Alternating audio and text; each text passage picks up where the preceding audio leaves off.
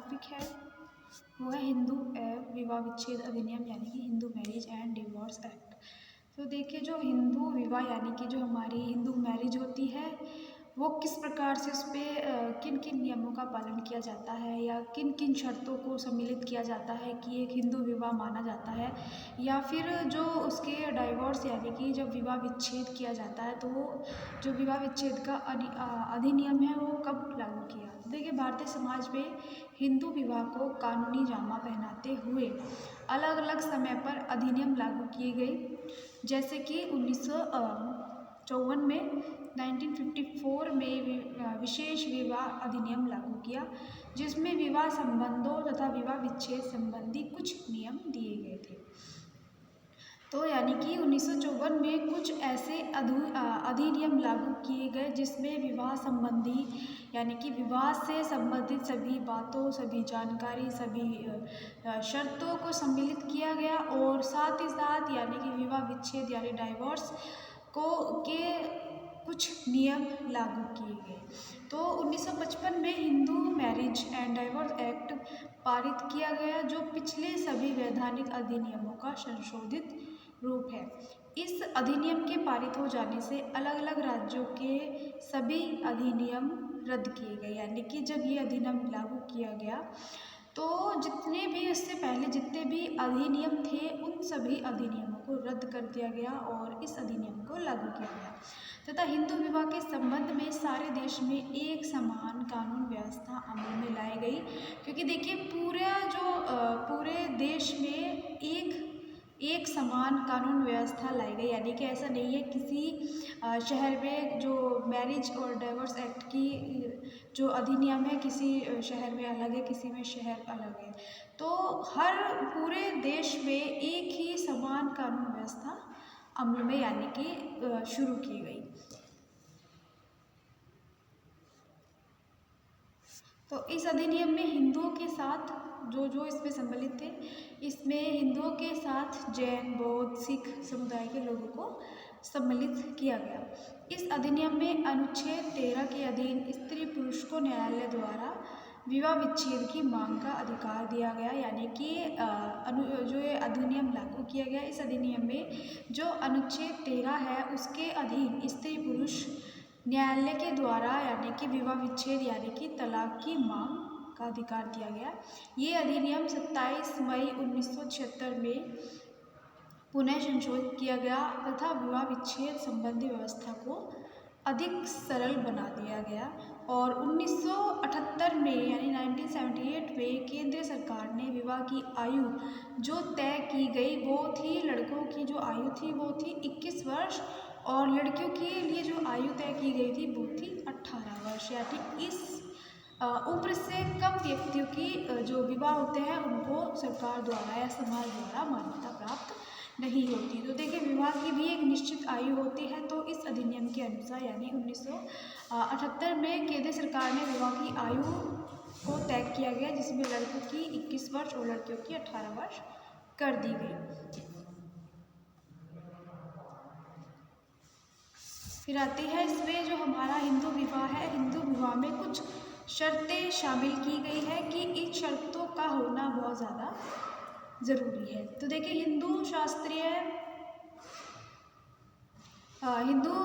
विवाह के अधीन विवाह एक महत्वपूर्ण संस्कार है और वर्तमान हिंदू विवाह अधिनियम आधुनिक हिंदू विधि है। तो जिससे जो प्राचीन शास्त्रीय विधि तथा आधुनिक परिप्रेक्ष्य को ध्यान में रखते हुए भारत की संसद द्वारा बनाया गया था। तो इस अधिनियम के अंतर्गत हिंदू विवाह किए जाने के लिए कुछ महत्वपूर्ण शर्तों का समावेश किया गया है, यानी कि कुछ बहुत महत्वपूर्ण शर्तें ली गई हैं। तो देखिए, पक्षकारों का हिंदू होना यानी कि जो दोनों ही परिवार के सदस्य हैं या तो उन्हीं दोनों का हिंदू होना अनिवार्य माना गया है। हिंदू विवाह अधिनियम यानी 1955 के अधीन जो शर्त दी गई है उनमें सबसे पहली जो शर्त थी वो थी कि दो हिंदू पक्षकारों का होना अति आवश्यक है, यानी कि दोनों परिवारों का या दोनों ही परिवार हो या दोनों ही जिन भी व्यक्ति की शादी हो रही हो उन दोनों का या दोनों परिवारों का हिंदू होना अति आवश्यक माना गया है। और 1955 अधीन विवाह तभी संपन्न होगा जब दोनों पक्षकार हिंदू होंगे, यानी कि दोनों ही, लड़का हो या लड़की या दोनों के परिवार वाले ही हिंदू होने चाहिए, तभी हिंदू विवाह संपन्न माना जाएगा। दूसरा था कि यदि विवाह का कोई एक पक्षकार हिंदू है और तथा दूसरा पक्षकार गैर हिंदू है, यानी कि एक, मान लीजिए अगर लड़का हिंदू है तो लड़की भी हिंदू ही होनी चाहिए। अगर मान लीजिए एक पक्ष वाला हिंदू है और दूसरा जो पक्ष है, या लड़का हो या लड़की, वो हिंदू नहीं है, तो विवाह इस अधिनियम की परिधि के बाहर होगा और यह विवाह हिंदू विवाह नहीं कहलाएगा। इस अधिनियम के अनुसार यह विवाह हिंदू विवाह नहीं कहलाएगा अगर इसमें एक पक्ष हिंदू और दूसरा पक्ष अन्य धर्म का होगा या हिंदू धर्म का नहीं माना जाएगा।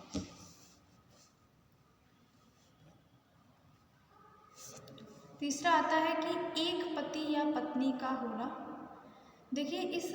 जो ये पॉइंट है कि हिंदू विवाह तभी संपन्न होगा जब विवाह के समय दोनों पक्षकारों में से न तो वर का और न ही, या तो वर का या कोई जो पत्नी है, वर की पत्नी जीवित होगी, यानी कि दोनों सिंगल होंगे। यानी कि अगर विवाह के समय किसी भी पक्ष का, या तो जो लड़की है उसका पति जीवित हो तो भी विवाह संपन्न नहीं होगा, या जो एक लड़की है उसका पति जीवित होगा या जो एक लड़का है उसकी पत्नी जीवित होगी, तो दोनों ही स्थिति में विवाह संपन्न नहीं होगा और न ही वधू का कोई, यानी कि ये इसी तरह कहा गया है कि दोनों का पिछला कोई पार्टनर अगर जीवित है तो विवाह संपन्न नहीं होगा। अन्यथा नहीं तो ऐसा होगा कि दोनों का विवाह विच्छेद हो चुका हो। इस तरह की कुछ शर्तें दी गई हैं। और बताता है कि हिंदू विवाह के लिए पक्षकारों की न्यूनतम आयु निर्धारित की गई है। बाल विवाह निरोधक संशोधन अधिनियम के बाद सभी प्रकार के विवाह में न्यूनतम आयु तय कर दी गई है, यानी कि बाल विवाह नहीं किया जा सकता जिसमें जो वर, यानी वर हो या वधू हो, दोनों की एक न्यूनतम आयु तय कर दी गई है, जो मैं आपको पहले ही बता चुकी हूँ कि लड़की की आयु 18 वर्ष और लड़के की आयु 21 वर्ष कर दी गई है। हिंदुओं के मध्य बिंदु विवाह तभी अनुष्ठापित किया जा सकता है जब वर 21 वर्ष की आयु और वधू ने 18 वर्ष की आयु संपन्न कर ली हो, क्योंकि इस एज में दोनों में ही पूर्ण परिपक्वता आ जाती है। पूरी जो मानसिकता है उनकी विकसित हो चुकी होती है, वो शारीरिक रूप से परिपक्वता पा चुके होते हैं। तो इस अवस्था में व्यक्ति में एक सही सोच विचार की क्षमता अच्छे से आ जाती है कि वे अपनी ज़िंदगी का निर्णय या उनकी ज़िंदगी में क्या हो रहा है, इस चीज़ की सही ज्ञान की समझ आ जाती है। तो इसलिए 21 वर्ष लड़के की और 18 वर्ष लड़की की आयु प्राप्त करनी है। अधिनियम की धारा 5 के अधीन किसी भी हिंदू विवाह के संपन्न होने के लिए विवाह के पक्षकारों का आपस में सपिंड संबंध का नहीं होना चाहिए, यानी कि जो अधिनियम की धारा 5 के अधीन किसी भी हिंदू के विवाह संपन्न होने के लिए जो विवाह के पक्षकार है, यानी कि जो विवाह के संबंधी है, यानी कि दो जो परिवार है, उनका किसी भी प्रकार आपस में सपिंड संबंध नहीं होना चाहिए, यानी कि वो एक ही परिवार के नहीं होने चाहिए, ना ही वो एक दूसरे के रक्त संबंधी होने चाहिए।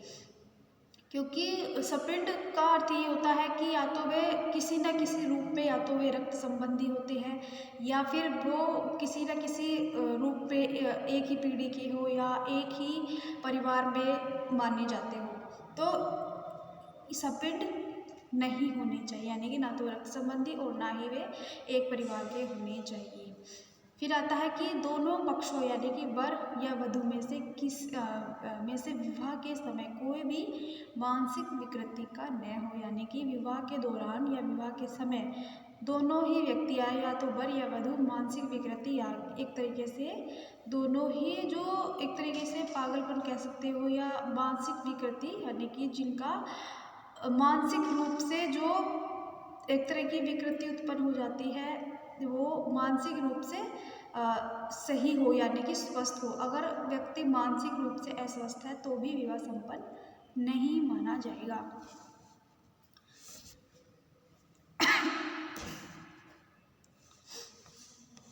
तो स्टूडेंट्स ये कुछ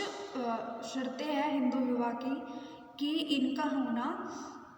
अनिवार्य माना जाता है, या कुछ ऐसी नियम होते हैं कि इन नियमों का होना ज़रूरी होता है। तो स्टूडेंट्स जो आज का हमारा टॉपिक है अभी कंप्लीट नहीं हुआ, इसका आगे का टॉपिक मैं आपको नेक्स्ट वीडियो में बताऊँगी।